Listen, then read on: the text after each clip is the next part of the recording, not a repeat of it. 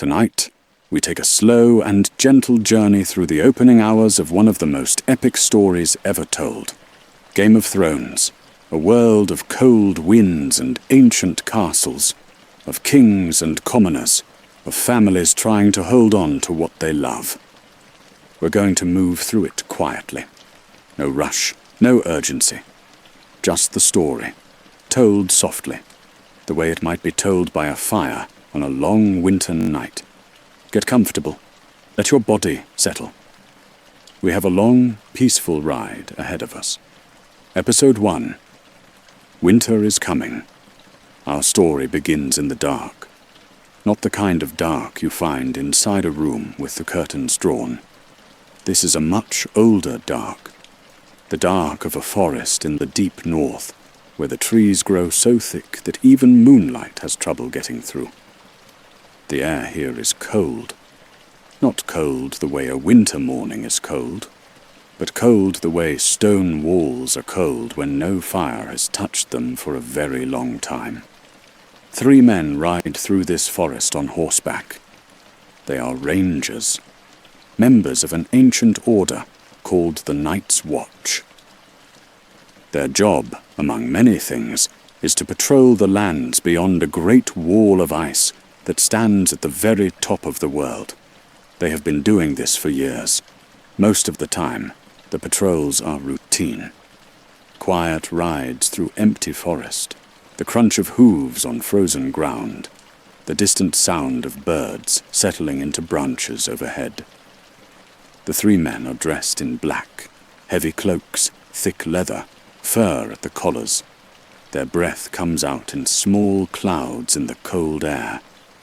One of them is quite young, a ranger named Will. He has the kind of face that belongs to someone still learning what the world is. He rides carefully, watchful, his eyes moving across the trees with a quiet alertness. The other 2 are older.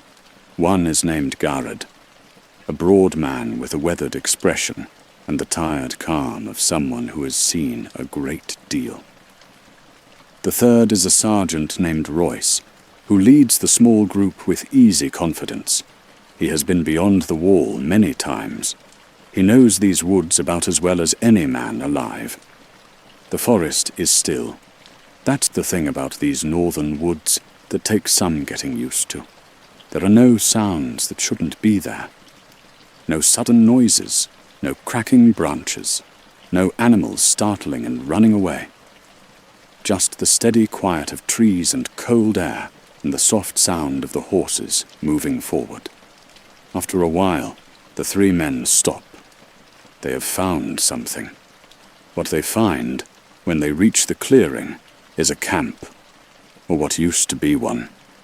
There are signs that people were here recently. The remains of a fire, now long cold.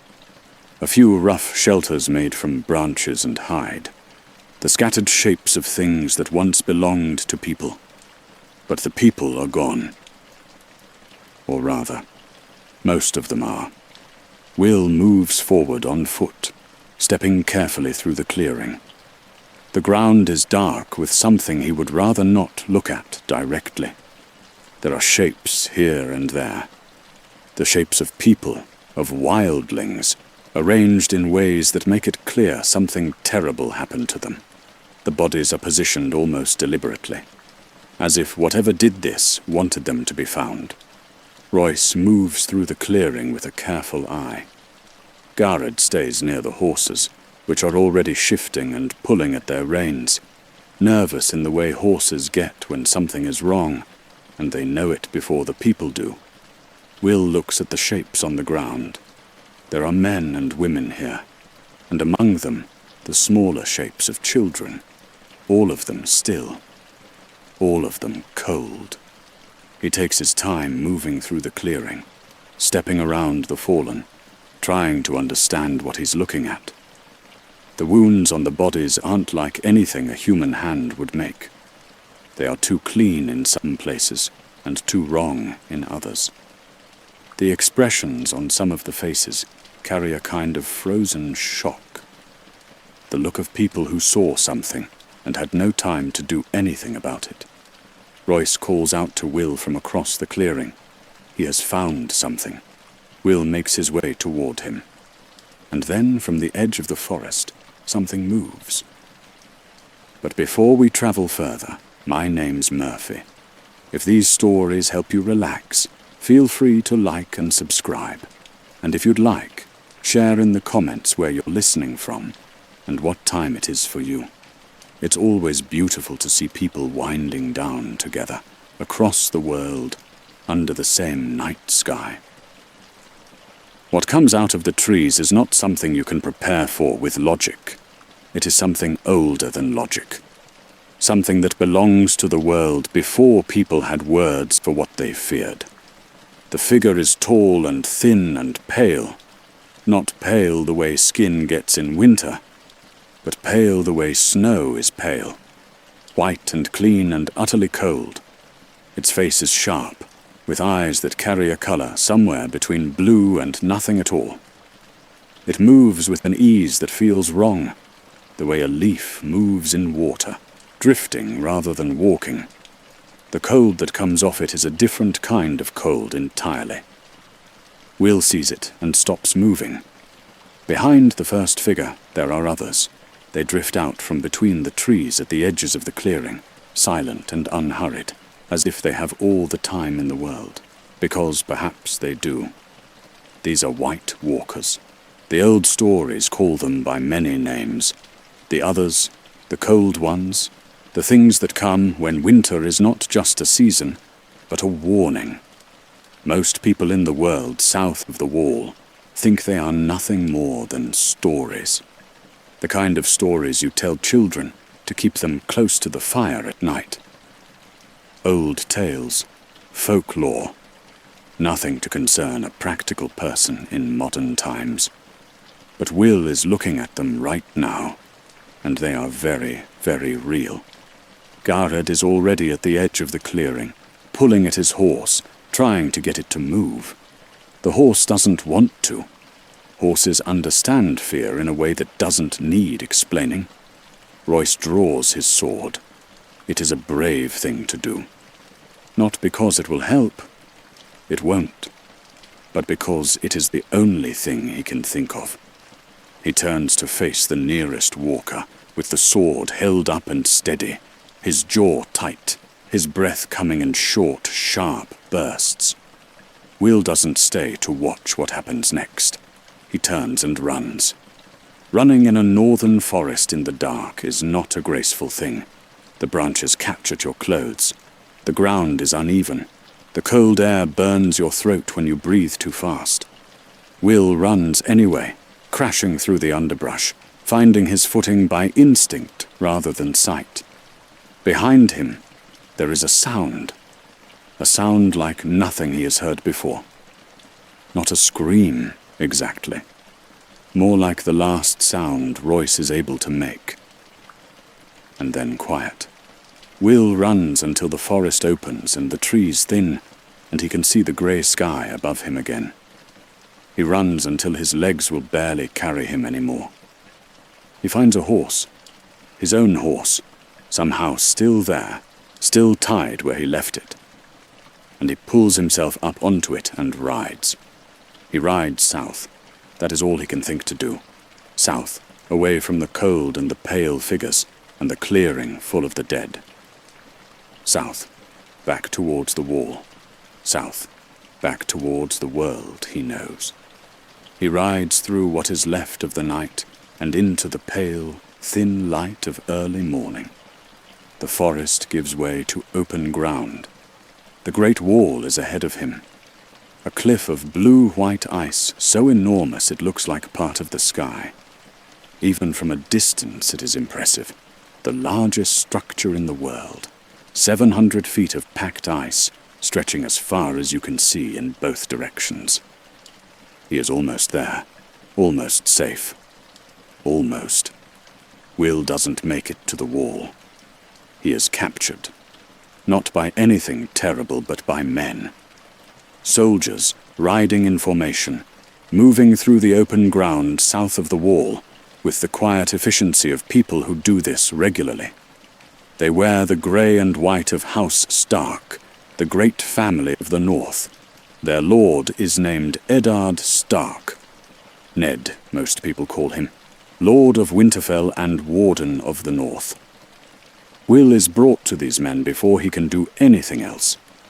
He is half frozen and barely coherent, and still shaking with what he saw in the forest. The soldiers look at him the way soldiers look at anyone who comes stumbling out of the dark, from beyond the wall, with a kind of weary, careful attention. He is tied, not cruelly, but he is tied. He is a deserter now, whether he meant to be or not. In the world of the Night's Watch, a man who leaves his post, for any reason, has broken the most serious oath there is. The law on deserters is clear, and has been clear for a very long time. There is only one consequence. Will knows this. You can see it on his face. He knows what is coming. They bring him south through the quiet grey landscape of the north, toward Winterfell. Toward the man who will have to make the decision about what to do with him. The execution takes place in a clearing outside a small village. It is a cold morning. The sky is low and pale, the colour of old pewter. A few flakes of snow drift down without any real commitment. The ground is hard underfoot. Ned Stark is there. He is a man in his late 30s with dark hair going grey at the temples and a face that holds a quality you don't see very often. A straightforwardness. He doesn't have a politician's face or a performer's face. He has the face of a man who says what he means and means what he says, and who finds the gap between those two things to be very small indeed. His children are with him, several of them. This is unusual, perhaps, in some families, bringing children to watch an execution. But in the North, things are done a particular way. Ned Stark believes that a man who passes a sentence should carry it out himself, and he believes that his children should understand what that means, not to make them hard, but to make sure they know that consequences are real, and that the people who hold power are responsible for how they use it. The oldest boy is Robb, about 14, with his mother's auburn hair and his father's steady eyes. Then there is Bran, who is around 7, small and bright-eyed and taking everything in with the serious attention of a child who wants to understand everything. Jon Snow is also there, a year or so older than Robb, dark-haired like Ned, though he carries a quieter quality about him, something a little more internal. And then there is Theon Greyjoy, not a Stark by blood, but a ward of the family. A young man who has grown up in Winterfell as something between a guest and a hostage. Will is brought to the clearing. He is calm now. Not the calm of someone at peace, but the calm of someone who has moved past the point where fear is useful. Ned asks him what he saw. Will tells him about the clearing, about the bodies, about the things that came out of the forest. The men around Ned receive this story with expressions that range from polite attention to quiet skepticism. White Walkers, the old stories. Most of them think the man is raving, or lying, or both. Ned listens. He takes his time. He doesn't dismiss it the way some men might. But the law is what it is. When it is done, Ned sheathes the sword himself and says nothing for a moment. Then he turns and walks back toward where the horses are waiting. Bran falls into step beside him. The other children follow. On the ride back toward Winterfell, they come across something in the road. It is a wolf, dead, lying on its side at the edge of the path, enormous even in death. It is a dire wolf, which is a thing most of these men have never actually seen outside of old drawings and carved stonework. Dire wolves are the sigil of House Stark, the symbol on their banners the image on their walls. But the real animals haven't been seen south of the wall for generations. They belong to the legends of the North more than to the actual North. And yet here one is. The wolf has been killed by a broken antler. There it is, lodged in the animal's throat, the torn edge of it still pale and sharp. Whoever's stag that came from, they are both even now. Theon is already pointing out that the animal is dead, and they should move on. But Jon Snow has crouched down near the wolf and found something. He calls out quietly, and the others gather. Around the wolf, nestled in the thick fur at her side and between her great paws, are pups. 5 of them, small and grey, and already making small sounds. Half whimper, half growl. The sounds of living things that are cold and uncertain about the world. Jon looks up at his father. There are 5 pups, he says, and there are 5 stark children. He doesn't push the point. He just says the fact, calmly, and waits. Ned takes a moment. He's not a sentimental man, exactly, but he is a man who notices when the world arranges itself in a particular way. He lets the children take the pups. As the group starts moving again, Jon lingers behind. He finds a 6th pup, a small one, separate from the others, tucked in behind a root a little way off the path. This one is different. It is white, with pale grey markings. Jon lifts it carefully and carries it without making a fuss about it. Nobody objects. Back at Winterfell, the pups are brought inside out of the cold and given a corner near enough to warmth to survive. Each of the 5 Stark children has chosen one already, or been chosen by one, which is more how it works with animals like this. Robb's pup is Grey Wind, grey and earnest, with a steadiness about it from the start. Sansa, who is around 11 and has her mother's careful manner and her own ideas about how the world should look, has chosen a soft-faced female she names Lady. Arya, who is 2 years younger and has none of Sansa's polish and all of her conviction, has a quick, sharp-eyed pup she calls Nymeria, after an ancient warrior queen from old stories. Bran's pup is Summer, and the youngest, Rickon, who is barely old enough to understand what's happening, has a pup named Shaggy Dog, which suits it fine. Jon's white pup is Ghost. He names it quietly, without ceremony, and the name fits. The castle of Winterfell settles into its usual evening routines around all of this. Fires are lit, meals are prepared. Servants move through the stone corridors with the easy pace of people who know their way around by feel as much as by sight. The castle is old. Old in the way that northern things tend to be old. Built not for elegance, but for endurance. Its walls are thick, and its towers are square, and it has a quality of permanence about it that you feel when you stand inside it. Like it has simply always been here. Catelyn Stark is Ned's wife. She is from the south, from the Riverlands, a part of the country where the weather is milder and the manners are slightly more polished. She came north to marry Ned when she was young, and she has made Winterfell her home with the thoroughness of someone who doesn't do things halfway. She loves her children with a fierce, clear-eyed love that doesn't require much decoration.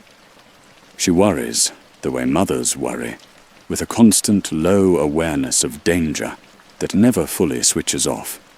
Sansa is the eldest daughter, and she carries a certain quality of hoping. Hoping that the world will turn out to be as beautiful and ordered as the songs say it is. She is thoughtful and particular, interested in the rituals and forms of noble life, in the correct ways of doing things. She is not naive, so much as she is still in the early stages of learning that the world has its own ideas about how things should go. Arya is her sister, in most senses except temperament. Where Sansa moves carefully, Arya moves quickly. Where Sansa is drawn to embroidery and courtly manners, Arya is drawn to swords and the open air, and the kind of freedom that doesn't fit neatly inside any category. She is 9 years old, and already has a personality, like a lit fuse. Not destructive exactly, but undeniably there. Bran is 7, and he has the quality that some children have of being entirely present in each moment. He pays attention, he listens, he asks questions and remembers the answers, and he climbs. He climbs everything. The walls of the castle, the towers, the practice yard structures. He climbs the way other children run, with an ease that makes the adults around him somewhat nervous. Robb is the heir, the eldest son, the one who will one day run all of this. He carries that knowledge already, not as a burden, but as a kind of direction. He is kind and capable, and getting better at both. Jon is quieter than Robb. He and Robb are close, genuinely close, in the way of brothers rather than just people who grew up in the same house. But Jon occupies a slightly different position in the family. His mother is not Catelyn. Nobody talks about this much, not directly. But everybody knows it, and Jon knows that everybody knows it. In the mornings, before the day gets going properly, Bran climbs. It is a thing he has always done. He moves up the outer walls of Winterfell with a practiced ease, finding handholds in the old stone without having to think about it. The stone is cold under his fingers, and the wind at the top of the walls comes off the northern plains and smells like ice and open space. From the top of the walls you can see a great deal. The grey landscape of the north, spreading out in all directions. The distant white line of the mountains. The smoke from the village fires rising in thin, straight columns in the still morning air. Winterfell itself, spread out below. Its courtyards and towers and outbuildings and stables, all of it arranged inside those thick outer walls like a small town inside a town.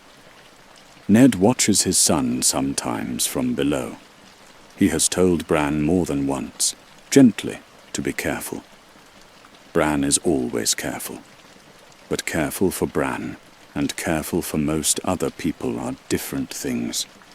One morning, Ned is standing in the courtyard below, when Bran comes down from his climb and lands lightly beside him. Ned puts an arm around his shoulders for a moment, not saying anything, just there. It is a small moment, and an ordinary one, the kind of moment that is easy to miss if you're not paying attention. Life at Winterfell has its rhythms, practice in the yard, meals in the hall, the quiet of evenings when the fire is high and the wind is low, the constant background presence of people working, moving, maintaining the great old machine of the castle. And then, one afternoon, the rhythm changes. The king arrives in a procession. It comes down the road from the south in a long column. Hundreds of people on horseback, wagons, soldiers, banners, everything moving together with the organized noise of a traveling city. The gold of House Lannister catches the light alongside the crowned stag of the royal house. The whole thing takes a while to arrive, the way large things do. The people of Winterfell line up along the road and inside the main gates to receive them. The Stark family stands at the front. Ned and Catelyn in their best clothes, the children arranged behind them. The direwolf pups are not present at this particular moment. The king himself is Robert Baratheon, a large man who was once, by all accounts, a remarkable physical specimen, and who is now something rather different. The years of sitting on a throne have not agreed with him the way years of fighting did. He has the kind of face that was probably handsome once, and is now simply broad. the kind of laugh that fills a room whether the room wants it to or not, and the kind of energy that reads as either joyful or exhausting, depending on how much you've had to sleep. He and Ned embrace like the old friends they are. They fought together years ago in a war that changed everything. That history is between them like a cord, warm and strong, and always there. Robert is genuinely glad to see Ned. You can tell it's genuine because there isn't much performance in it. He grips Ned's arms, looks him in the face, and says something that makes Ned almost smile. Then he asks to be taken to see the crypts, the tombs of the dead Starks, to pay his respects to someone who died a long time ago. Someone both men still carry with them. Behind Robert comes the rest of his family. Queen Cersei arrives with the composed grace of someone who has spent years practicing composed grace. She is beautiful in the way that very certain people are beautiful, with a quality that knows itself. Her hair is golden, her manner controlled, her eyes taking everything in and giving very little back. She greets Catelyn with the exact right amount of warmth, neither cold enough to be rude nor warm enough to seem genuine. Her twin brother, Jaime, rides with the royal guard, golden-haired and easy in the saddle, with the relaxed confidence of a man who is very good at most things and knows it. He wears the white cloak of the King's Guard, the King's personal protectors, and he carries the kind of ease that is very close to arrogance, but hasn't quite become it. Their younger brother is different from both of them in almost every way. Tyrion Lannister is short, very short, the kind of short that people make note of when they first see him, which is something he clearly expects and prepares for. He has mismatched eyes and a face that doesn't quite match his family's golden standard, and he moves through the world with an intelligence and a dryness that serve him better than a sword would. He drinks, he reads, he watches people with a careful attention that suggests he is learning more than most people realize. Joffrey is Robert and Cersei's son. Their eldest, the prince, the heir. He is around 12, with his mother's golden hair and a face that holds something that doesn't quite sit right. Not wrong, exactly. Just something that makes you look twice. Sansa looks at Joffrey and sees what she has been told to see. A prince, handsome and important. Arya looks at Joffrey and sees something else entirely. Later, when the initial welcome is done and the guests have settled and the castle is adjusting to having all these extra people inside it, Robert walks with Ned in the crypts. The crypts of Winterfell run deep under the castle. Stone corridors lined with the carved likenesses of dead Starks, each figure seated with a sword across its lap and a stone direwolf at its feet. The air down here is cooler than the air above, and quiet in the way that underground spaces are quiet. A quiet that is total and complete. Robert stops before a particular statue, a young woman. He stays there for a moment without saying anything. Then he tells Ned what he came north to say. The Hand of the King, the most important advisor in the realm, the man who runs most of the kingdom on the king's behalf, has died. His name was Jon Arryn, and he served for years, and now he is gone. Robert needs a new hand. He needs someone he trusts completely. And there is no one he trusts like Ned. Ned listens. His face doesn't change much. He has had this kind of conversation before. The kind where something big is being asked of you and you know that the answer matters, and that whatever you say will set things moving in a direction they can't easily come back from. He doesn't say yes immediately. But Robert is the king, and old friends are old friends, and some things are hard to refuse. There is a moment during the day of arrival that a few people notice and most people let pass. Cersei and Jaime, separated from the larger group, standing close together in a corridor of the castle, talking quietly. There is a quality to how they stand near each other that is unusual, not the way siblings typically stand, not the way two people move around each other when they are simply related and happen to be in the same place. Most people who see it don't think too much about it. There are 100 things to pay attention to during a royal visit, and this is only one small observation among many. But it is the kind of thing that once you've noticed it, stays with you. During the evening meal, when the great hall of Winterfell is full of noise and light, and the smell of food, and the sound of people who haven't seen each other in years catching up all at once, Jon Snow sits slightly apart from it all. He is at the table. He is present, physically. But he is watching more than participating. He is watching his father talk with the king, watching Robb and the other Stark children integrated into the royal gathering with the ease that comes from belonging to the right family in the right way, watching Catelyn manage the complicated business of hosting a king with the precise social attention she gives to everything. Jon is not Catelyn's son.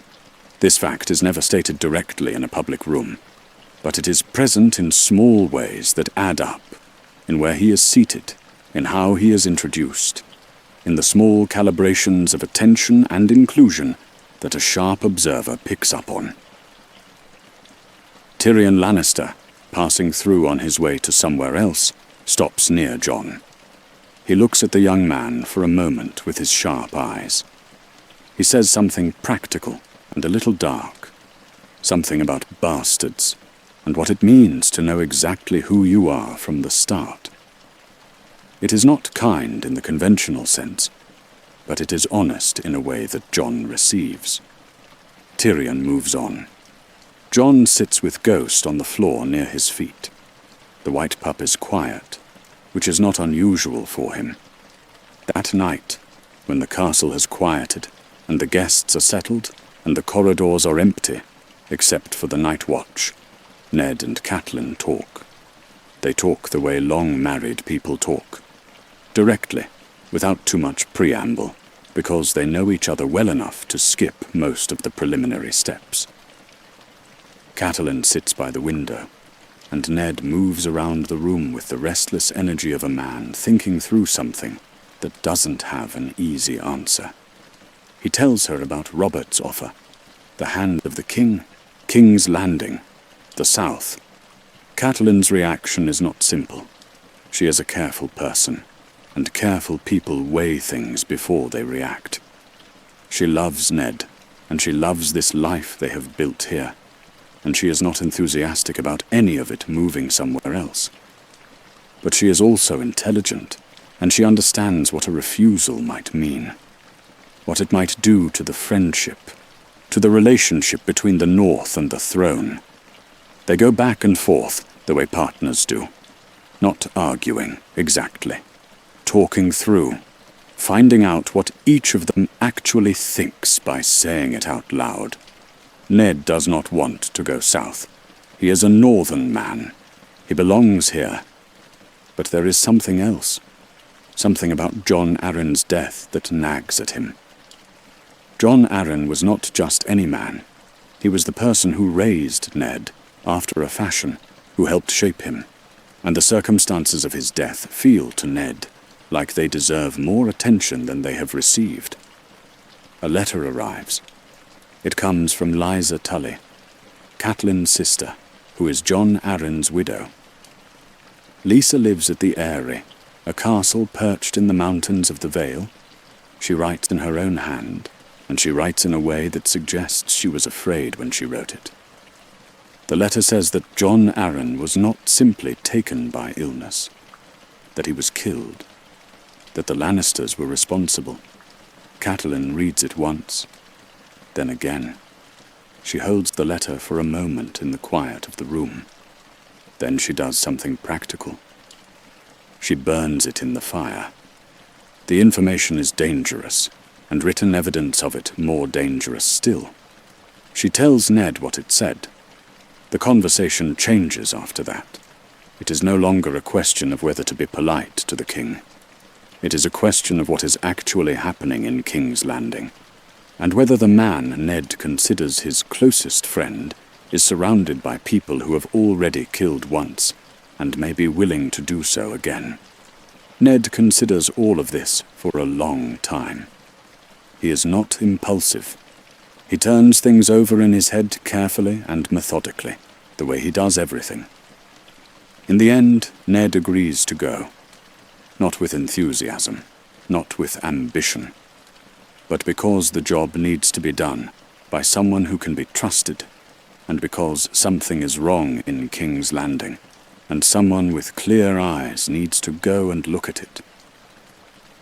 The decision is made quietly, without any particular ceremony. There will be ceremony later. Announcements, preparations, the long work of organizing a household for a move south. But the decision itself is made in a room with 2 people and a dying fire and the wind against the shutters. Catelyn will stay with the younger children. Robb will stay too, to manage Winterfell. The older girls will go south with Ned. Sansa, who has been promised to Joffrey in the vague way that alliances are arranged, and Arya, who would be impossible to leave behind even if anyone wanted to try. Ned goes to find Robert to tell him. Jon's decision comes separately. Ned's brother Benjen is there. A member of the Night's Watch, a man who has spent years at the Wall. He is a quieter, slightly more weathered version of Ned, with the same honest manner and the same clear eyes. He and Jon talk during the visit, and something in those conversations lands differently for Jon than most conversations do. The Night's Watch is one of the few places in the world where a man's name and family don't follow him, where what you were before doesn't matter as much as what you are now. It is an ancient order with an ancient purpose, and it takes men from every background without distinction. For a young man who has spent his life being slightly outside the category of where he technically belongs, this has a certain appeal. Jon tells Ned he wants to go north with Benjen, to take the Black, to join the Watch. Ned doesn't try to talk him out of it exactly. He listens. He asks a few questions. He makes sure Jon understands what it means, that it's a commitment, that it's a lifetime, that there are harder things about it than the idea of it might suggest. Jon says he understands. Ned believes him, because Jon is the kind of person whose understanding of things tends to be honest and not performative. The decision is made. The castle begins the slow process of preparing for multiple departures at once. Horses need shoeing, wagons need loading, clothes need packing. The kitchens are running at full capacity, producing provisions for travel. The stables are busy and loud. The corridors of Winterfell feel both fuller and somehow already slightly emptier, full of activity, but with the particular feeling that comes when a place is being left. Robb and Jon say goodbye, the way brothers say goodbye, when they don't know when they'll see each other again. By not quite saying it at all, by joking and talking about ordinary things right up until the moment they have to stop. Ned and Catelyn have their goodbyes in private.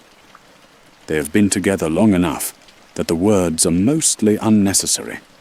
He takes her hands. She holds them for a moment. That is most of it. Arya carries Needle, the small sword that Jon had made for her as a parting gift. It is not much more than a metal stick, really. A thin, light, pointed thing, designed for a girl's arm and a girl's reach. But Arya holds it with the seriousness of someone who intends to use it. On the morning of departure, Winterfell is grey and still. The sky is the colour it is most often in the north. Overcast, with the pale light of a sun that is there but not quite making its presence felt. The horses stamp and blow. The banners of House Stark move in the cold wind. And then they are gone. Across a sea. A narrow sea, people call it, though it feels wide enough when you are crossing it. In a city called Pentos, a young woman stands at a window. She is 15 or so. Her hair is pale, nearly silver, falling straight and soft around a face that holds a quality somewhere between afraid and waiting. She has the kind of stillness that can mean either calm or tension. The stillness of someone who has learned to stay very quiet when other people are making decisions about them. Her name is Daenerys Targaryen. She is the last daughter of a king who no longer exists. The last of a dynasty that was overthrown years ago by a rebellion. The Targaryens ruled the Seven Kingdoms for nearly 3 centuries, and then they didn't. Her father was known, not fondly, as the Mad King, the rebellion that ended his reign, the one Robert Baratheon led, the one Ned Stark fought in, was the event that scattered the surviving Targaryens to the far side of the world. Daenerys has spent most of her life in exile, in cities across the sea, moving from place to place, depending on the generosity or tolerance of various people, never quite settled, never quite at home anywhere. The city of Pentos is warm, the kind of warm that people who grew up in the north dream about sometimes. A Mediterranean warmth, with soft evening air and the smell of flowering things. Daenerys stands at the window of a large, comfortable house. Not her house, but a house she has been allowed to use. And she watches the street below with that quiet, waiting expression. Her brother Viserys is in the room behind her. He is older than she is. 5 years older, perhaps. And he carries his sense of himself in a very particular way. Viserys remembers being part of a dynasty. He was a child when the dynasty fell, but he remembers it. Or he has constructed a memory of it that serves his purposes. He calls himself the rightful king. He talks about reclaiming the throne, the way other men talk about breathing, as a constant automatic activity, so built in that it doesn't feel like ambition so much as identity. He has made a deal. There is a man named Illyrio Mopatis who lives in this city. A merchant prince, large and comfortable and practical, in the way that very wealthy men sometimes are, who has been hosting the Targaryen siblings, and who has interests in their future that aren't entirely selfless. Illyrio has arranged a meeting between Viserys and the leader of the Dothraki, a people who live in the vast grasslands to the east, horse warriors, nomads, one of the largest military forces in the known world. The leader of the Dothraki is called Khal Drogo, and Viserys wants his army. What Viserys is offering in return is his sister. He tells Daenerys about this arrangement with the efficiency of someone explaining a business transaction. She is to be presented to Drogo. If Drogo approves, there will be a marriage. And in exchange for the marriage, Viserys will have the Dothraki army at his disposal for his campaign to retake the throne. He dresses this in the language of destiny and Targaryen greatness. But the arrangement is what it is. Daenerys stands very still while he talks. The Dothraki arrive in the city like a weather event. There is something about a large group of mounted warriors moving through a street that changes the character of the street entirely. The sound, the smell, the air pressure of all that movement and all that purpose. The Dothraki don't walk through Pentos so much as they claim it temporarily, moving through it the way a river moves through a valley, following their own direction. Khal Drogo is at the front. He is a physically enormous man. Tall, dark, with a long braid of black hair that reaches past his waist. Among the Dothraki, a warrior's braid is a statement. It stays long as the warrior remains undefeated in battle. Drogo's braid has been growing for a very long time. He moves with the complete ease of someone who has never had to worry about physical space, because the space around him always organizes itself accordingly. He looks at Daenerys briefly, not with cruelty, and not with particular warmth, more with the frank, direct attention of someone assessing something that has been described to them to see if the description was accurate. Then he rides on. Daenerys watches him go. Her face is hard to read. Viserys takes this as approval. The wedding takes place outside, in the Dothraki fashion. It is a big event, loud and large and full of the particular energy of a people who celebrate and mourn with the same full-body commitment they bring to everything else. There is music of a kind, drumming mostly, with the kind of rhythm that you feel in your chest more than you hear. There is food and drink in large quantities. There is dancing. The Dothraki dance the way they do most things, which is to say with complete commitment and a level of physicality that makes the dancing of most other cultures look tentative by comparison. There are also fights. Dothraki weddings include fights, apparently duels that break out among the guests and run their course and are treated as a normal and appropriate part of the celebration. Daenerys sits through it with the composure of someone who has been told to be composed and has decided that this is the most practical approach. She is wearing Dothraki clothes, a simple dress, less structured than anything she'd have worn in Pentos, appropriate for the setting.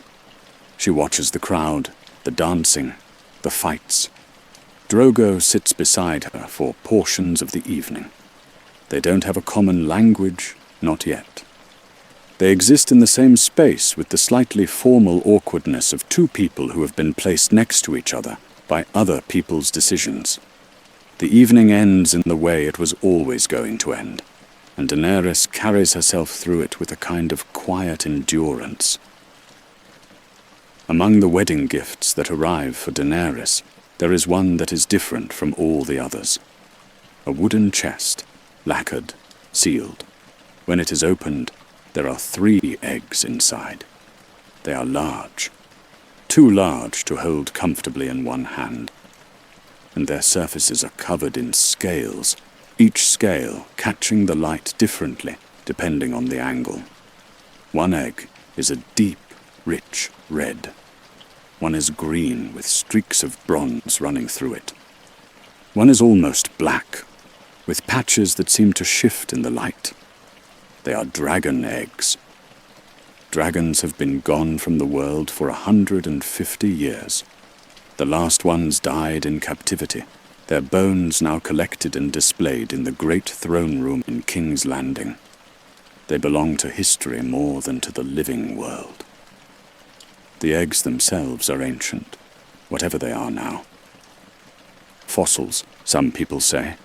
Beautiful objects that have the shape of something that was once alive, but are no longer anything but stone. Daenerys picks one up and holds it carefully. It is heavy. She turns it in her hands, watching the light move across the scales. There is a warmth to it that is hard to account for, given how long it has presumably been sitting in a chest. She sets it down gently and looks at the 3 eggs for a long moment. Then she closes the chest. Back in Winterfell, with the royal visit still ongoing and the castle still full of visitors and activity, Bran climbs.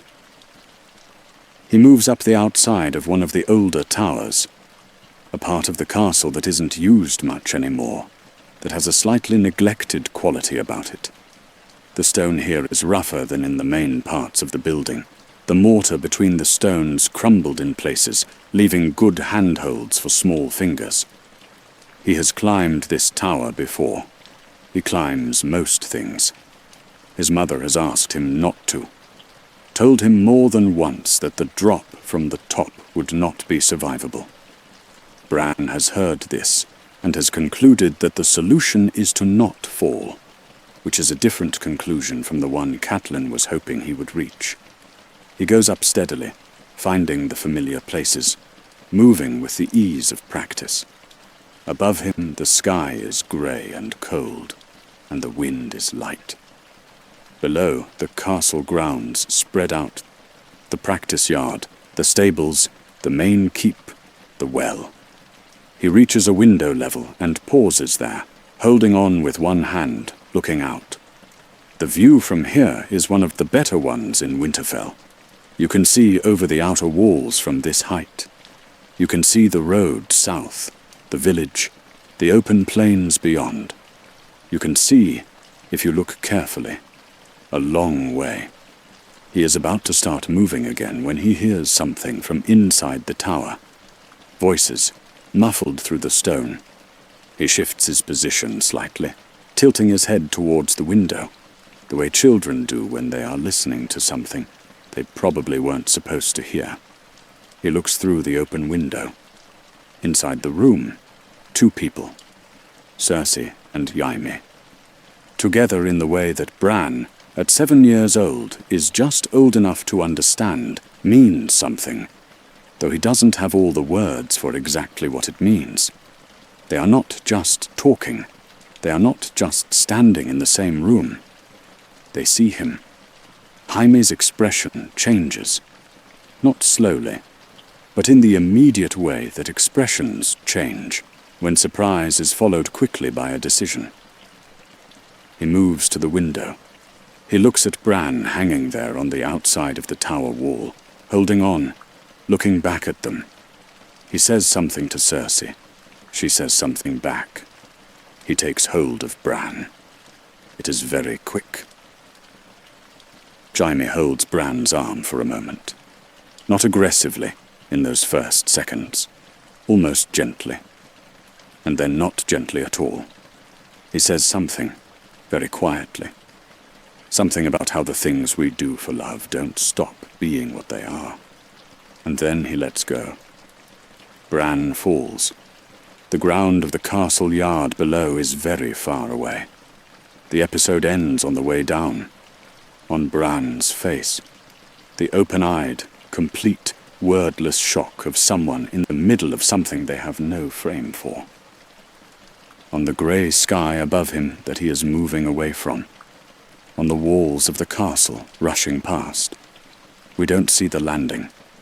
The screen goes to black before that, which is its own kind of mercy. What we leave behind is a boy falling through cold air, and a castle going about its quiet business below, not yet knowing that everything has already changed. Bran does not die. This is the first thing. He falls from a height that should have killed him, and he does not die. He lies in his bed in a room in Winterfell, with the pale, completely still quality of someone existing at the very edge of the world. Not quite here, not quite gone. The healers come and go. They say what healers say when there is nothing to be done, except wait. His body is breathing. His heart is beating. Beyond that, they can offer very little. His room has been arranged for a long stay. Extra blankets. A fire that is kept burning at all hours. The curtains partly open so that light comes in, though the light in the north this time of year is thin and doesn't come from a very high angle. The room smells like candle wax and the particular clean smell of fresh linen and something medicinal from the poultices the healers have applied. It is a very quiet room. The castle seems, without anyone deciding to have adjusted its volume around it. Catelyn has not left the room. She has been sitting in the chair beside Bran's bed since they brought him in. She sleeps there, in short intervals, waking often. She eats when someone brings food and puts it directly in front of her, and otherwise she tends not to think about it. She holds his hand sometimes. She talks to him, the way people talk to those who can't hear them, because the alternative, sitting in silence while your child lies motionless beside you. Is too hard. She tells him things about the castle, about the weather, about small, ordinary facts of the day that probably don't reach him and matter to her anyway. She has the look of someone operating on a level below thought, below the place where you make decisions or have feelings about things in any organized way. She is simply present, hour after hour, because that is what you do. Ned comes in and sits with her, sometimes. He doesn't try to fix anything. He just sits. They are not a family that mistakes the absence of words for the absence of feeling. The other children move quietly around the edges of all this. Rob carries the weight of being the eldest, stepping up, taking on small responsibilities, trying not to let the worry show in a way that would make things harder for anyone else. Arya leaves flowers from the yard outside the door of the room. Rickon is mostly confused, which is appropriate for a child of his age. In the deep middle of one night, when the castle is as quiet as it gets, a man comes into Bran's room. He is not a face anyone in Winterfell recognizes. He moves carefully, the way someone moves who is trying to not make noise, and he carries a short blade. Curved, functional, the kind of knife that does one specific job. He stands at the foot of Bran's bed. He has barely done anything at all yet, when the dire wolf moves. Summer, Bran's pup, who has been sleeping in the corner of the room with the absolute stillness of an animal that can go from asleep to fully awake in less than a second, comes across the room with the kind of speed that makes the word pup suddenly feel like the wrong word entirely. The man doesn't get to do anything. Summer is fast, and Summer is thorough, and when it's over, Summer goes back to Bran's bedside and lies down again. Catelyn hears the sound of it from the outer room, where she had stepped for barely a moment. She comes in and sees what's happened, and goes to the bed and checks Bran. Still breathing, still unchanged, still the same small, still presence he has been for days. She sits down in her chair. After the assassin, something shifts in how Catelyn is thinking about all of this. A man who wants to kill a sleeping child. Not a common thief. Not someone with a personal grievance. The knife he carried is not the knife of a common man. It is a fine blade, well made, the kind of thing that costs money. Someone sent this man. Someone who knows about Bran, who knows that Bran is here and unconscious and vulnerable, and someone who needs Bran to not wake up. Because if Bran wakes up, he can tell people what he saw in the tower, what he saw through the window before Jaime reached him. Catelyn turns this over in her mind with the careful, methodical attention she gives to everything. Whoever pushed Bran wanted him dead. When that didn't work, someone sent this man. The two things are connected. And both of them are connected to the Lannisters, who came north with the king, who are now traveling south with the king, who are the reason Ned is now headed to King's Landing. She needs to tell someone. She needs to do something. She starts making plans. The road south from Winterfell is long. It takes several days just to cross the north. Days of open plains and small villages, and the occasional stand of trees. Days of grey sky and cold air that gradually, as you move south, becomes slightly less cold. The road is wide and old, made of packed earth that has been travelled so many times that it has become more or less permanent. The procession travels in sections, the king and his immediate family and household, the soldiers, the wagons carrying everything that a royal court needs to carry when it moves, the servants, and among all of it, the Stark contingent. Ned and his daughters, their own household, their own guards. It is a lot of people to travel together. The mornings take a long time to begin. The tents to come down, the fires to be put out, the horses to be prepared, the wagons to be loaded. Then the long middle of the day moving forward. Then the business of stopping and setting up again in the evening. The landscape rolls past. The north gives way gradually to the lands between north and south. Flatter here, milder, with more variation in the trees. Further south, there will be rivers and forests, and finally the city. But that is still a long way away. Arya has been training with Needle. Not officially. There is no one officially teaching her. She practices on her own, in the small early morning window, before the day's travel begins, properly. Finding a cleared space near where the camp has settled, and working through whatever movements she has been able to figure out on her own. She is not yet very good. She is a 9-year-old girl with a thin sword and no formal instruction. But she is committed, which counts for more than most people think when it comes to learning physical things. She practices the same movements over and over, watching how her weight shifts, figuring out by trial and small stumbles what works and what doesn't. She has no theoretical training and a great deal of natural inclination, and the combination of those things gives her progress a certain quality. A little unorthodox, but real.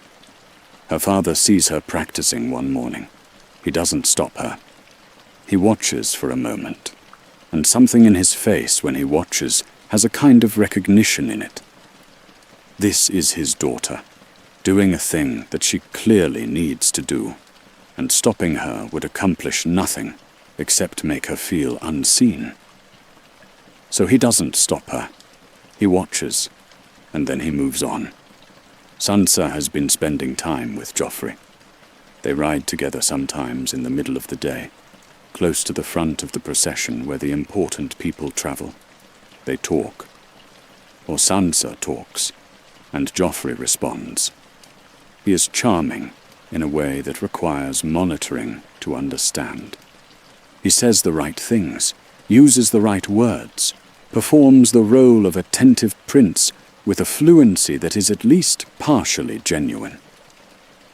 There are moments when he seems interested in Sansa as a person rather than as a situation to manage. Sansa receives all of this with an openness that is honest rather than naive. She is a girl who was told she would probably be betrothed to a prince, and now there is a prince, and he is talking to her. And it is not entirely unlike the stories. She is not without sense, but she is also 11 years old, and she has been wanting this particular category of thing for long enough that she is inclined to meet it with some generosity. They stop near a river one afternoon. The procession halted for a rest. Sansa and Joffrey walk along the bank together, talking about something. The water moves past them unhurried. The afternoon light on the water is soft. Arya finds them. She has been practicing with Needle again, and she has dragged along a butcher's boy, a friend, a boy named Micah, who travels with the procession, to be a sparring partner of sorts, mostly just someone to pass the time with near the water. Joffrey, encountering this little arrangement, has opinions about it. He has a sword of his own. A real sword, adult-sized, not a practice blade. He approaches Micah with it, not with any stated intention to harm, but in the way that people approach others when they have a sword, and the other person doesn't, which communicates quite a lot without saying anything. Arya tells him to stop. He doesn't stop. She hits him with Needle. Not a serious strike, but a real one. The flat of it or the point, making contact with his arm, enough to surprise him, enough to make him feel it. What happens after that happens fast. Joffrey's embarrassment at being hit by a girl with a stick, which is roughly how he categorizes the situation, converts directly into anger. He turns on Arya with his adult sword. Arya is outmatched in almost every way that can be measured. Except that Nymeria is there. The dire wolf moves before Joffrey can do what he was about to do. She doesn't do serious damage. She bites his arm, enough to make him drop the sword, enough to make him cry out. Then she releases him. Joffrey is on the ground. Arya is standing. Nymeria is between them. Arya understands, with a clarity that arrives before the moment is even fully over, what this means. A dire wolf has attacked the prince. This is a fact. Whatever the context, whatever the reasons, and the reasons are clear enough, if anyone bothered to ask. A dire wolf belonging to a Stark has bitten the Prince of the Seven Kingdoms. She throws stones at Nymeria until the wolf runs off into the trees. This is not an easy thing to do, throwing stones at your own animal, the animal that just protected you. But Arya does it because it is the only way to give Nymeria a chance. If the wolf stays, the wolf will be killed. If the wolf runs, at least the wolf survives. Nymeria disappears into the forest. She is fast and grey, and then she is simply gone. The procession stops. The principals are summoned. Joffrey is attended to. His arm is not seriously injured, but it is wounded, and he is the prince, and the wound is being treated with the gravity appropriate to its owner. The story that Joffrey tells is somewhat different from the story that happened. In the story Joffrey tells, Arya and Mycah attacked him without provocation. Nymeria attacked him. He was an innocent party to all of it. Arya tells what actually happened. Clearly, without embellishment, without crying. She says what Joffrey was doing to Mycah. She says that she hit him because he was going to hurt someone who had no way to defend himself. There are two stories on the table, and the people in the room are deciding which one to believe, but also deciding something that has very little to do with what actually happened. They are deciding based on which story serves which purpose. Cersei is not interested in accuracy. She is interested in consequence for the Starks. Her son was bitten by a dire wolf. There needs to be an accounting for that. The search for Nymeria comes up empty. Riders go out into the forest to look. They find nothing. Nymeria has gone too deep, moved too fast, covered too much ground. The forest south of Winterfell is not a small forest. A wolf that doesn't want to be found in it won't be found. This news does not particularly improve anyone's mood in the Lannister camp. The original demand, that the wolf be brought back and dealt with, cannot be met. And so the conversation shifts. Sansa is asked what happened. She is standing between her father and the Queen, between the truth and the thing that would be easier to say. Ned looks at her. Cersei looks at her. Joffrey looks at her from his seat. Everyone is waiting. Sansa lies. Or rather, she says she doesn't remember clearly. She says it happened very fast. She says she doesn't know whose fault it was. She says things that are technically not quite the full truth, and are arranged to offend as few people as possible. It doesn't work, in the end, the way she hopes it will. Joffrey's story stands by default, and the fact that she didn't stand up for Arya, the fact that she gave a version that didn't quite clear her sister, leaves a mark on the relationship between the two girls that will take time to work through. Ned looks at Sansa for a moment after she has finished speaking. His expression doesn't change, but it doesn't not change in a particular way. Since Nymeria cannot be found, and since something must happen in Cersei's accounting of events, the sentence falls on Lady. Lady is Sansa's dire wolf. Lady has not done anything. Lady was nowhere near the river when any of it happened. Lady is, by every account, the gentlest of the Stark wolves. None of that matters. The order comes from the Queen and Robert. Reluctantly, clearly reluctantly, but without stopping it, lets it stand. The logic is the logic of demonstration. A Stark wolf harmed the prince, and a Stark wolf will answer for it, even if it is not the right wolf. Ned does it himself. He won't let it be done by the Lannister soldiers who offered. He takes Lady somewhere apart from the camp, away from the road, and he does it himself, quickly, the way he does everything that needs to be done. Sansa is not there for this. Arya is not there for this. The camp is quiet when it is done. Very quiet. Something has shifted. The relationship between the Starks and the Lannisters, which was already complicated in the ways that the relationship between the most powerful family in the north and the most powerful family in the south tends to be complicated, has developed a new quality, not quite hostility. Something less declared than that, but something present now that wasn't quite as present before. Ned rides with his daughters in a specific silence that has its own weight. He is not angry at Arya, not for what happened at the river. He understands entirely what happened and why. But he is carrying the particular grief of a man who has just killed an innocent animal because of a situation that shouldn't have gone the way it went, and there is nowhere useful to put that feeling. Arya is quiet in a way she almost never is. Sansa keeps to herself for the rest of the day. While all of this is happening on the King's Road south, Jon is traveling in the opposite direction. North, towards the Wall, towards the Night's Watch. He rides with Benjen Stark, his uncle, his guide for this particular journey, and a few others.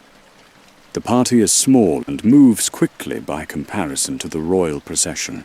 There is no ceremony to this travel, no wagons and banners and soldiers, just riders on a road, moving north as the air gets colder and the sky gets lower and the landscape opens up into the broad, treeless plains that the north becomes at its upper reaches.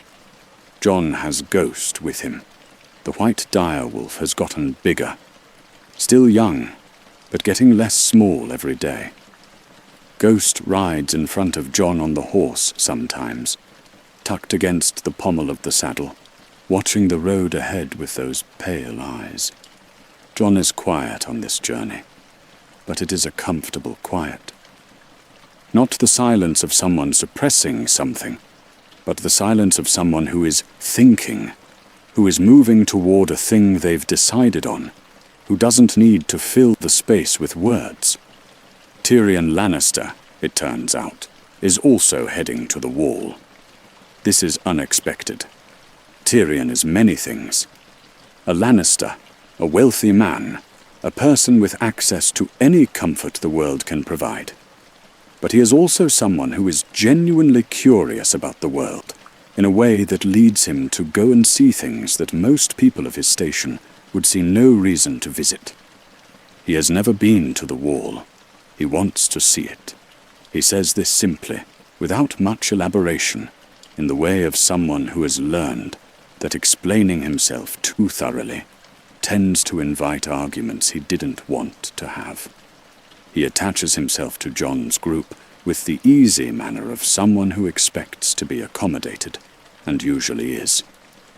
He rides in the middle of the group, on a horse that is doing its best under circumstances it probably finds undignified, and he watches the road with the particular kind of attention that comes from a man who has spent most of his life observing rather than doing, and has become very good at the former. He and Jon begin talking during the rides. What starts as something that might be simple politeness on Tyrion's side becomes something more genuine over the course of a day. And then, too, Tyrion is sharp. He is also, when he chooses to be, genuinely kind. Not in a soft way, but in the way that someone who has thought carefully about what it means to be treated as less than, and has decided to do otherwise. He does not ignore the fact that Jon is a bastard.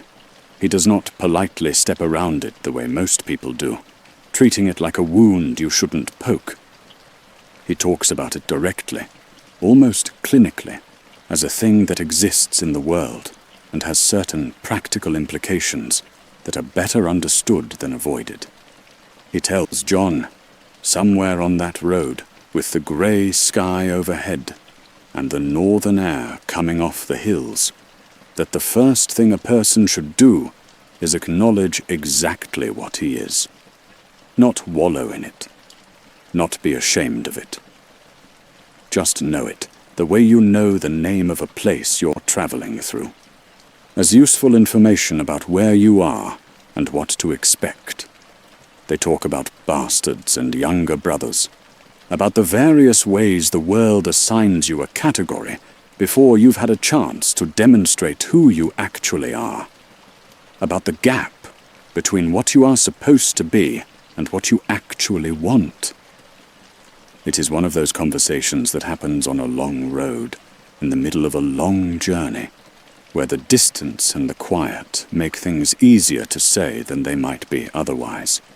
Jon listens more than he talks, which Tyrion seems to find acceptable.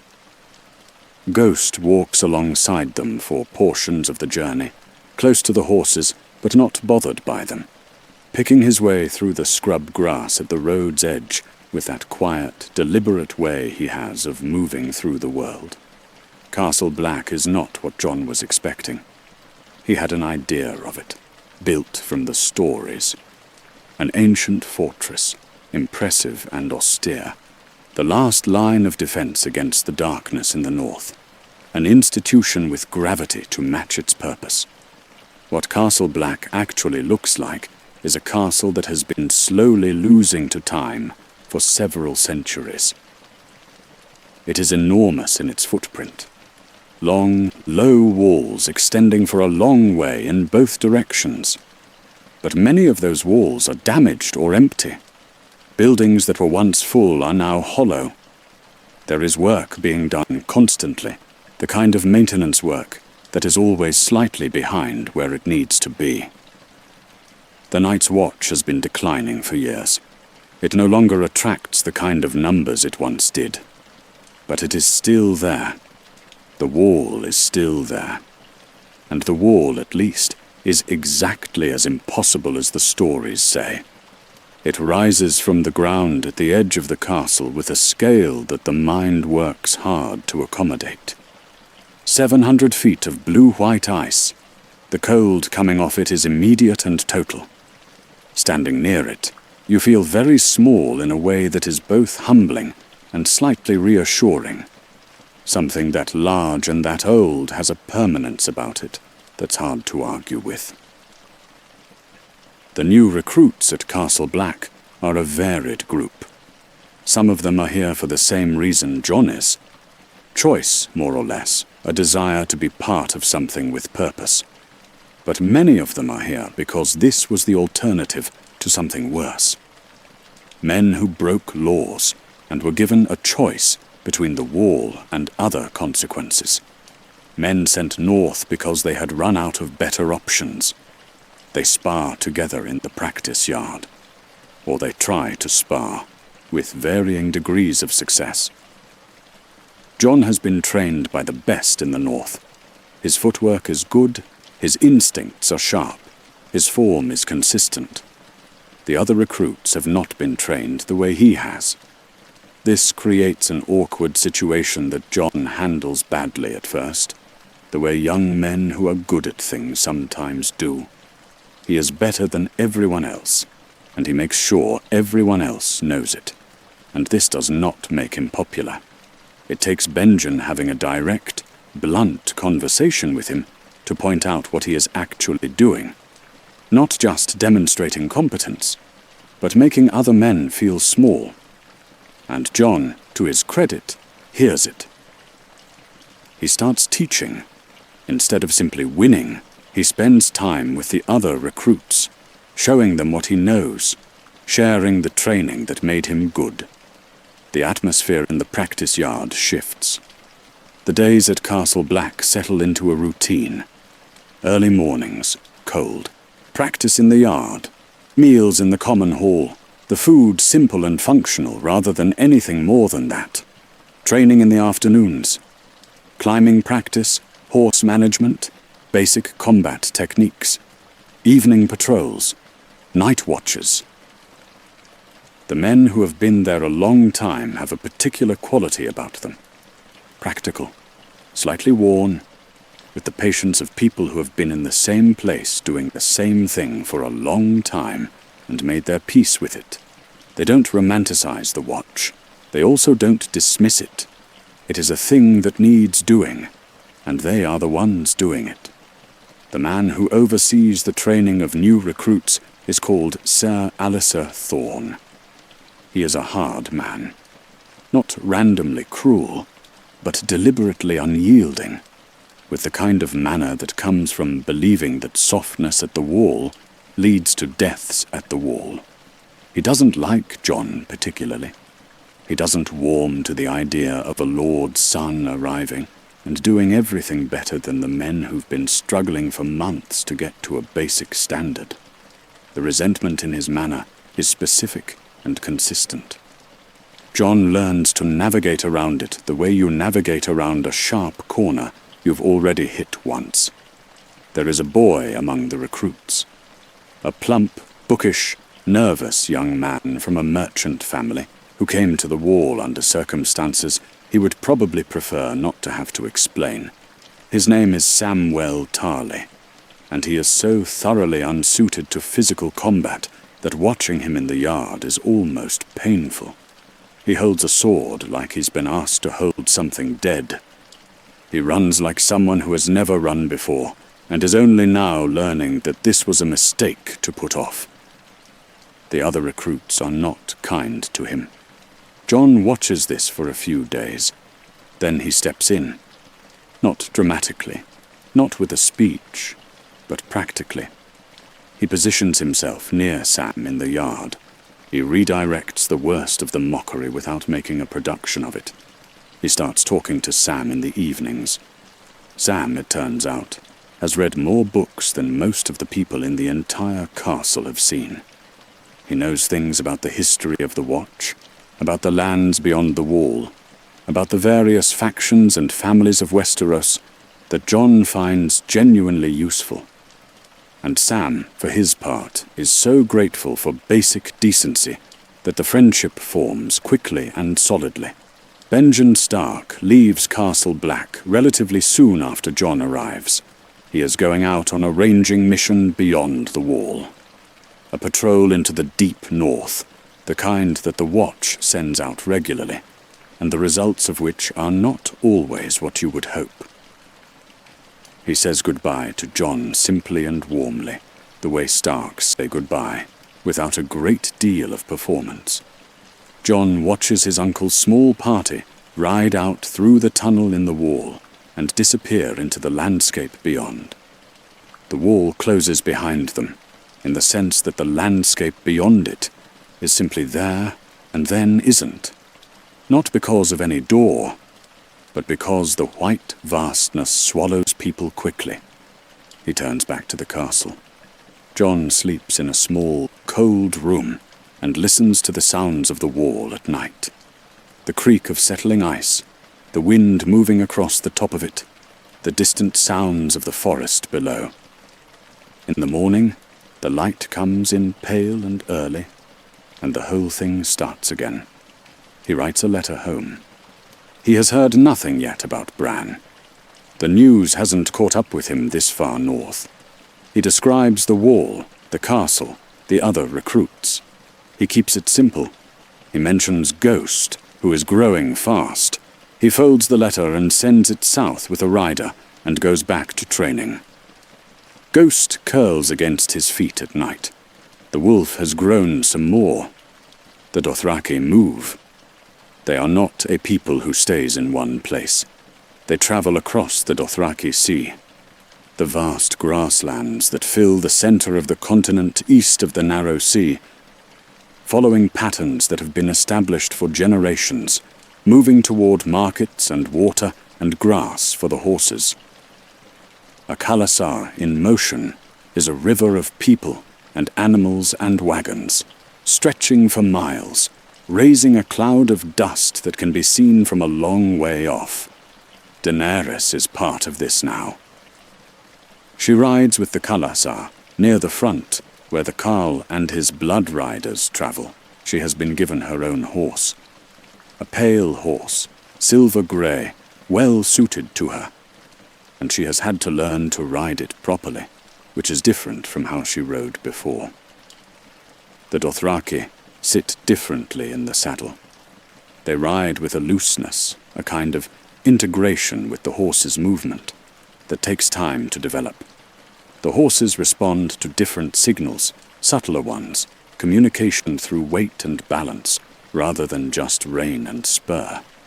She is sore at the end of every day in ways she wasn't sore before. The insides of her thighs, her back, her shoulders. The physical demands of this life are consistent and unforgiving, and the grass plains give back exactly as much heat as the sun puts into them, which in midsummer is considerable. At night, the kalasar camps in loose, wide formations, the fires burning in circles, the horses picketed in lines, the sound of the whole enormous group settling. Voices, animals, the creak of wagon wheels going quiet, spreading across the dark plain. Daenerys's tent is set up near the center, near Drogo's, and the interior of it is warmer than the night outside, and smells like leather and the oils that the Dothraki use on their hair and on their horses, which are not so different from each other. She lies awake sometimes and listens to the plain at night. Grasslands have their own sounds. The wind moving through the long grass in waves, the distant sound of horses shifting on their picket lines, the occasional call of a night bird somewhere above. It is different from the sound of a city, different from the sound of a stone-walled house. More open, less contained. She adapts, slowly, but genuinely. She is someone who adapts. It is one of the things about her that was shaped by a childhood spent moving from place to place, never settling long enough to assume permanence. She knows how to watch and learn and adjust, how to take the shape of a new situation without losing the shape of herself. She does this now. The Dothraki language is not a simple one. It doesn't have the same structures as the common tongue of Westeros. It flows differently. The sounds form in different places in the mouth. The grammar works on different logic. Daenerys can't say what she needs to say. She can't ask what she needs to ask. She exists in the middle of thousands of people and is almost entirely unable to communicate with any of them beyond the most basic gestures. This is its own kind of isolation. She was already isolated before. The last of a dynasty, a girl used as a bargaining chip, dependent on her brother's plans and her host's hospitality. But that isolation was one she knew.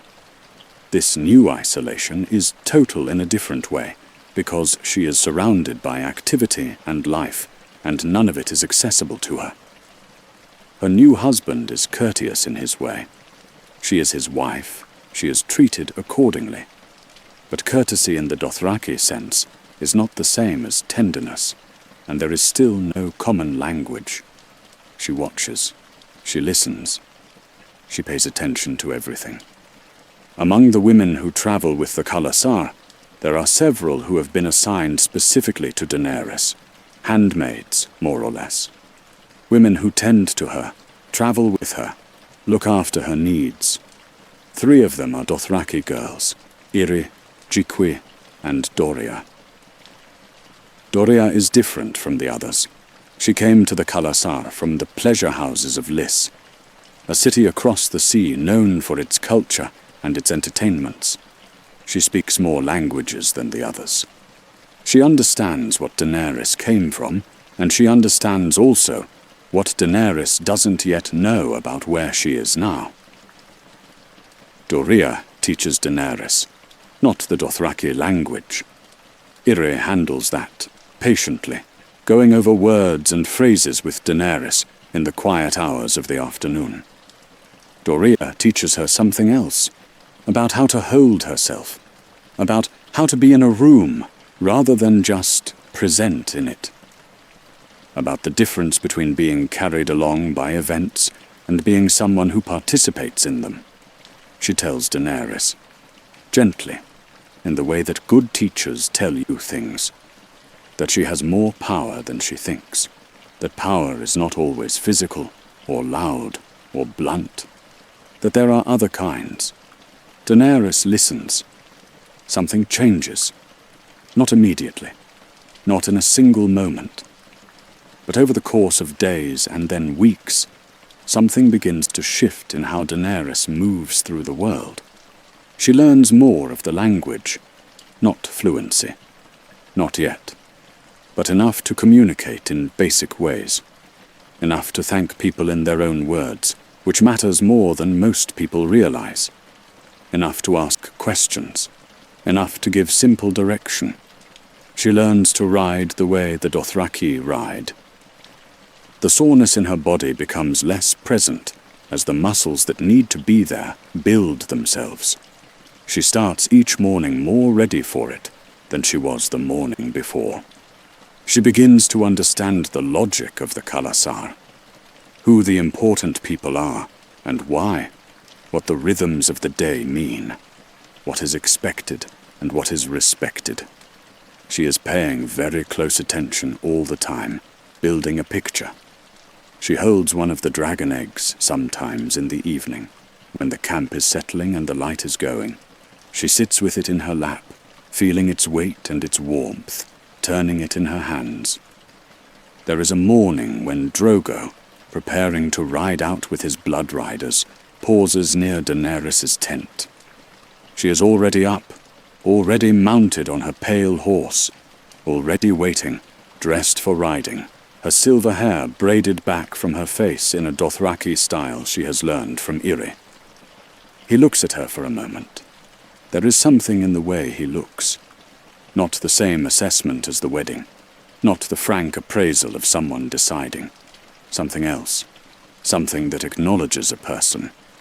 He says something to her. A short sentence. He rides off before she has fully processed what he said, but she has enough language now to understand the meaning. He called her by a Dothraki title, one that carries respect.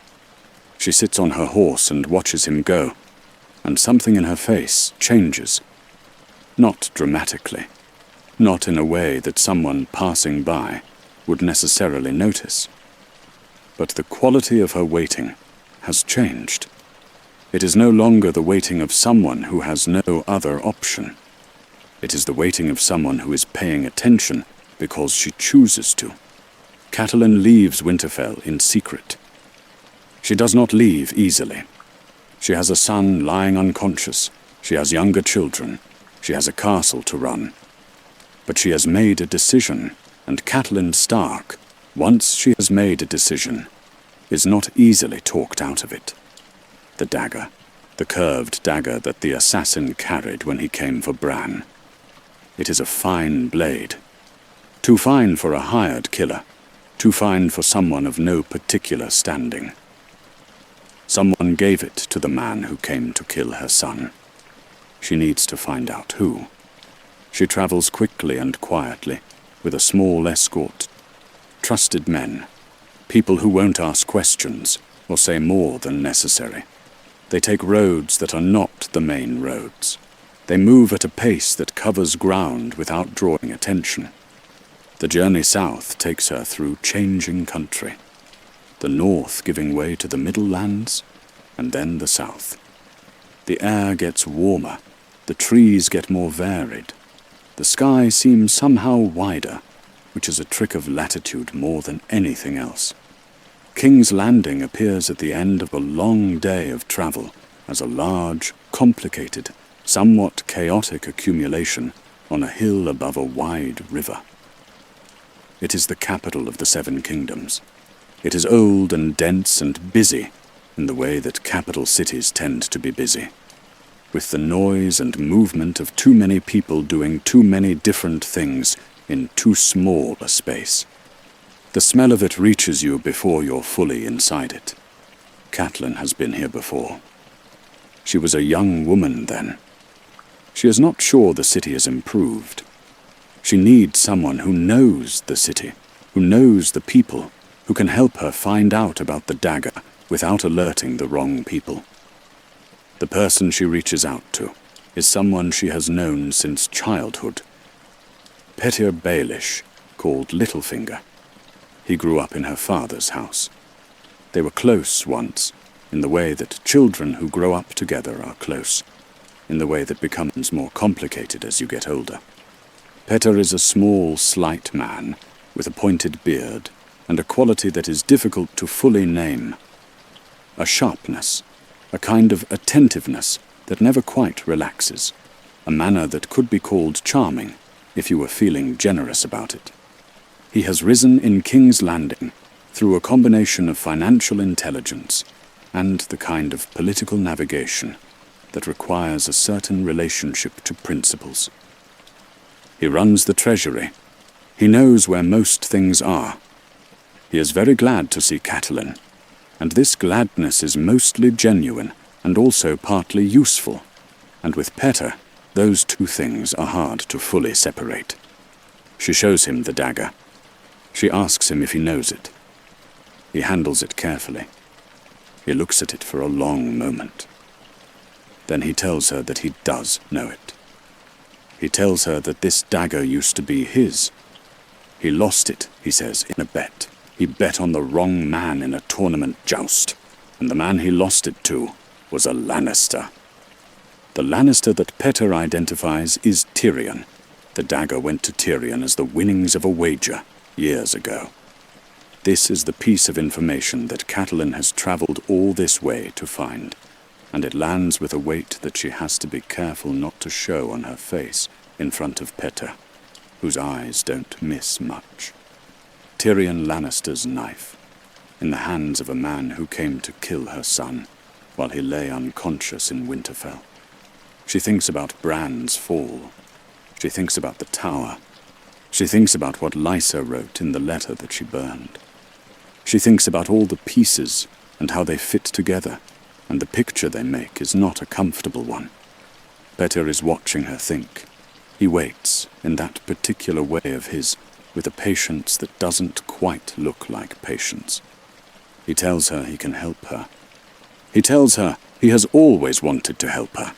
He tells her these things with a sincerity that is almost certainly partly true and definitely not entirely straightforward. She thanks him for the information.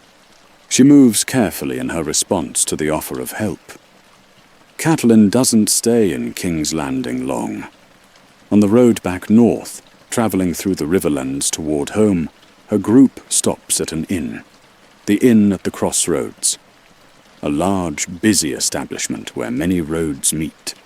The kind of place that is always full of travellers and merchants and people moving between one part of the country and another.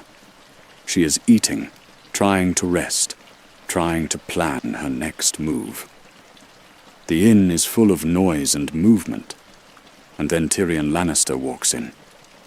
He is travelling back from the wall, making his way south. He comes into the inn with his usual combination of ease and self-awareness, looking for a meal and a seat, not expecting anything in particular also. He sees Catelyn. She sees him.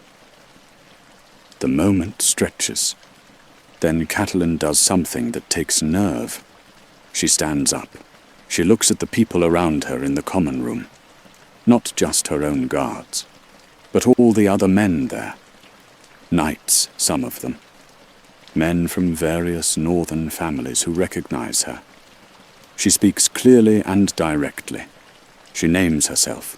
She names Tyrion.